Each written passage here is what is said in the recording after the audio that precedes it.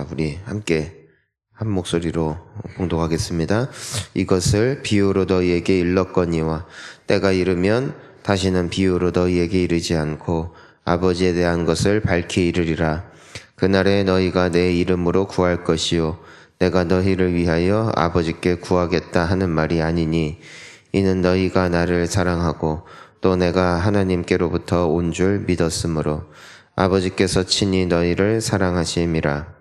내가 아버지에게서 나와 세상에 왔고 다시 세상을 떠나 아버지께로 가노라 하시니 말하되 지금은 밝히 말씀하시고 아무 비유로도 하지 아니하시니 우리가 지금에야 주께서 모든 것을 아시고 또 사람의 물음을 기다리시지 않는 줄 아나이다. 이로써 하나님께로부터 나오심을 우리가 믿사옵나이다. 예수께서 대답하시되 이제는 너희가 믿느냐? 보라, 너희가 다 각각 제 곳으로 흩어지고 나를 혼자 둘 때가 오나니 벌써 왔도다. 그러나 내가 혼자 있는 것이 아니라 아버지께서 나와 함께 계시느니라. 이것을 너희에게 이르는 것은 너희로 내 안에서 평안을 누리게 하려 함이라. 세상에서는 너희가 환난을 당하나 담대하라. 내가 세상을 이기었노라. 아멘. 할렐루야. 성경은 우리에게 항상 소망을 말씀하시죠. 우리가 어떤 모습으로 점점 성화되어질지, 그리고 우리가 어떤 모습으로 영광스러운 주님을 뵙게 될지 우리에게 끊임없이 말씀하시는 그 약속을 보면은 힘이 되고 위로가 됩니다. 우리는 시간이 지나면 지날수록 예수님 안에서 더욱더 풍성해질 것이고 또 예수 안에서 더욱더 존귀하고 아름다운 자가 될 것임을 믿습니다. 예수님께서 우리에게 내 안에 거하라 말씀하셨죠. 그래서 가지가 포도나무에 붙어 있을 때 그 포도나무를 통해서 가지가 열매를 맺듯이 우리의 삶에도 우리의 인격에도 또 우리의 영혼 가운데도 성령의 아름다운 열매가 맺혀질 것임을 우리에게 분명히 말씀하고 계세요. 그러니까 우리가 결과를 바라보면은 기대가 되죠. 하지만 거기까지는 가는 뭐가 있냐면은 과정이 있다라는 것입니다. 그 나무가 그 열매를 맺으려면은 농부가 얼마나 애를 쓰는 줄 아실 것입니다. 가지치기도 해야 되고요. 약도 쳐야 되고요. 그리고 추운 계절이 왔을 때는 또 잘 얼어 죽지 않게끔 또 조치를 취해줘야 될 것이고 또 해충이 먹지 않게끔 여러 가지 방법, 그 과정. 그러니까 농부가 없으면은 제대로 된 과일을 맺을 수 없습니다. 그래서 예수님께서는 포도나무고 우리는 가지인데 거기 하나의 인물이 더 등장을 하죠. 그분이 바로 농부입니다. 농부. 그 하나님이시죠. 그러니까 하나님께서 우리를 잘 이렇게 만져 가십니다. 그러니까 그 과정이 필요하다라는 것이에요. 지금은 우리가 완전한 모습이 아닐 때가 있다라는 것입니다. 하나님의 과정이 있다라는 것이죠. 근데 그 과정을 통하여서 우리는 점점 빚어져 가는 것을 우리에게 말씀하십니다. 자, 오늘 우리가 말씀을 보더라도 뭐라고 되어 있냐면은 25절에 보니까 때가 이르면 다시는 비유로 너희에게 이르지 않을 것이다. 때가 이르면. 자, 따라해 보겠습니다. 때가 이르면. 예, 그러니까 그 때가 있다라는 것이에요. 그러니까 지금은 예수님께서 다 비유로 설명해 주십니다. 그러니까 우리가 어제 본문에도 보면은 그 여자가 해산하게 되면은 근심하나 낳고 난 뒤에는 그 해산의 고통을 완전히 잊어버리는 것처럼 지금은 내가 떠날 것이고 또 당장은 또 너희들이 근심도 하겠고 고통도 받겠지만 나중에 시간이 지나고 보면은 이 모든 것이 기억도 나지 않을 것이다. 그러니까 지금의 슬픔이 영원하지 않다라는 것이에요. 지금의 고통이 영원하지 않다. 결국에는 우리의 기쁨이 충만할 것임을 약속하고 계시는 것이죠.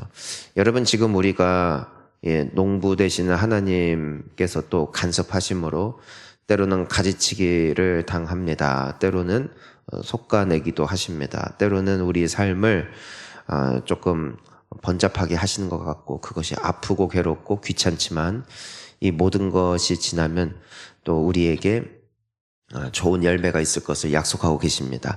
자, 그런데 때가 이르면 예수님이 더 이상 비유로 말할 필요도 없을 거래요.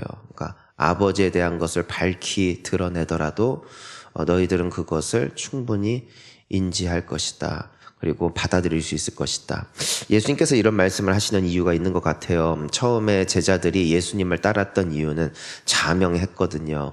메시아가 오면은, 이 땅에 오면은 그럼 이 세상을 구원할 것이고 강한 정치력과 군사력을 기반으로 우리나라를 해방시켜 줄 거야 라는 것이 당시 이스라엘 사람들이 믿었던 메시아 상이었고, 그것이 제자들이 예수님을 따랐던 굉장히 중요한 이유 중에 하나였습니다. 그래서 아직 세상적인 기준에서 예수님을 믿었죠. 그래서 예수님을 되게 잘 믿는 것 같지만, 믿는 것도 사실이고 사랑하지만 여전히 잘못된 이제는 그 개념이 있는 것입니다. 그래서 예수님이 십자가에 달려 돌아가시기 직전까지도 계속 싸우잖아요. 누가 더 크냐고.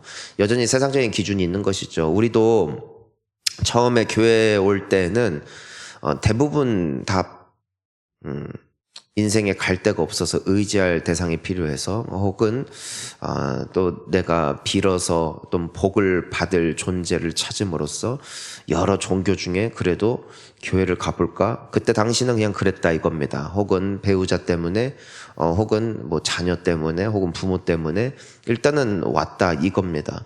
그런데 이제는 처음에는 그래서 우리의 믿음, 우리의 신앙, 우리의 기도 제목이 굉장히 그냥 일반 종교 믿는 사람들과 다를 바가 별로 없습니다. 하나님 복 주세요. 하나님 잘 되게 해주세요. 그것이 전부죠. 하지만 시간이 지나고 보면은 우리가 어느샌가 어떤 고백을 하고 있습니까? 예수님이 한때는 내 소원 들어주는 램프의 진이었는데 어느샌가부터 그분이 나의 무엇이 되는가? 당신이 나의 주인이십니다. 당신이 나의 주님이십니다. 그리고 전에는 나 자신만을 사랑했고 세상을 사랑했는데 어느샌가 우리의 입술의 고백이 내가 주님을 사랑합니다. 내가 주님을 위해서 살고 싶습니다. 은혜를 받고 변화되고 그렇게 조금씩 성장해 나가죠.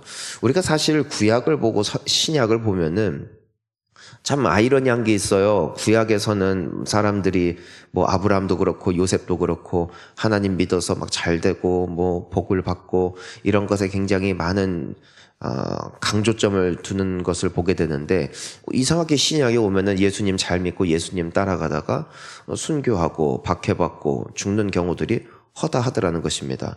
사실 구약이나 신약이나 똑같아요. 처음에는 복을 주시는 하나님, 그리고 높이시는 하나님을 보게 됩니다. 근데 시간이 지날수록 이들의 삶에 어떤 고백이 있냐면은 나는 죽어도 하나님을 따를 것이다. 나는 끝까지 주님만을 의지할 것이다. 그리하여서 어떤 이들은 세상적으로 잘된 사람들도 있고 결과적으로 그게 바로 이 다니엘 같은 경우죠. 요셉 같은 경우죠. 끝까지 주님을 향한 믿음을 놓치지 않았더니 사자굴에서도 건지시더라는 것입니다.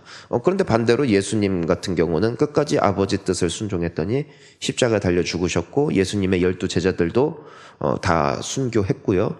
또 사도 바울 같은 경우도 마찬가지로 순교하게 되는 모습을 보게 되는 것이죠. 참 다양한 모습. 하지만 이들이 그것에 흔들리지 않고 히브리서 11장을 보더라도 그들이 마지막까지 그럼에도 믿음을 놓치지 않을 수 있었던 이유는 무엇입니까? 그들이 더 좋은 것을, 더 나은 것을 바라보았기 때문이라고 우리에게 말씀하고 있죠. 그러니까 시작은 어리숙하고 여전히 세상에서 성공, 잘 되는 것, 이것이 전부였지만 이제는 인생 좀 먹어보고 주님을 알면 알수록 이게 전부가 아니구나. 주님을 위해서 사는 것이 정말 가치 있는 인생이구나라는 것을 비로소 깨닫게 되는 것이죠. 그것이 예수님이 제자들에게 말씀해 주시는 겁니다. 지금은 너희들이 아주 잘 설명을 해주고 포장을 해줘야 알아듣지만 때가 이르면 내가 그대로 말할 것이다. 그래도 너희들은 다 알아듣게 될 것이다. 그 날까지 우리를 붙잡으시고 또 성장케 하시고 우리를 더 존귀하고 아름답게 만드실 약속이 우리에게 주어졌음을 믿습니다. 자, 우리 이제 26절부터 보면은 또 예수님께서 말씀하시죠. 너희가 내 이름으로 구할 것이다. 아버지께 내가 구하는 게 아니라 너희가 구할 것이다. 근데 이유가 뭐냐면은 27절에 보니까 함께 읽어봅니다. 이는 너희가 나를 사랑하고 내가 하나님께로부터 온 줄 믿었으므로 아버지께서 친히 너희를 사랑하심이라. 여기에서 뭐라고 말씀하고 계시냐면은 하나님이 너희를 사랑하신다.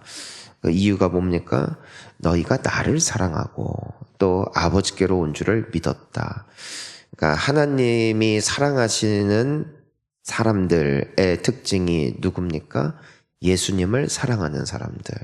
그리고 아버지께로부터 하나님께로부터 예수님이 오셨다는 사실을 믿는 자들. 그들은 곧 하나님의 사랑을 입는 자들이다.